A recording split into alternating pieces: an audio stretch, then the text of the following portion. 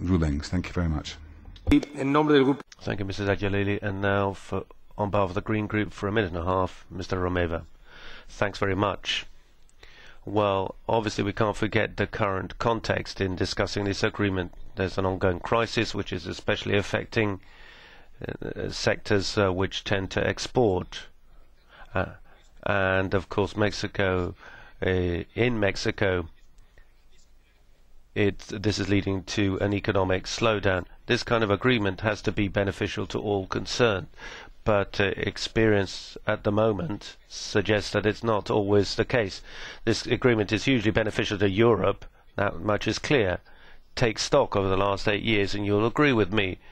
The trade balance is very much in Europe's case, and there's been an increase in the 80% of the deficit, which has meant that Mexico is dependent on Europe. But there are other risks which we shouldn't overlook, and that is the most of European investments can have a positive impact for Europe. So a lot of the exports are between or within the same company.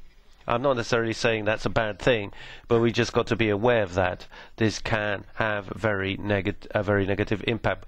But what's more worrying is to note this obsession with liberalization that certain governments seem to have, and which is often reflected in this kind of agreement. For instance, in the banking sector, one of the most important sectors which has proved of essential importance to face the crisis in Mexico, 90% of the banking system is in foreign hands, and half of those are European hands. And we've got to look at this kind of thing. We've got to correct that sort of thing through this kind of agreement rather than fanning the flames of these potential risks. Thank you. Thank you, Mr. Romeva. And on behalf of the United Left, Mr. May, you have 4 minutes.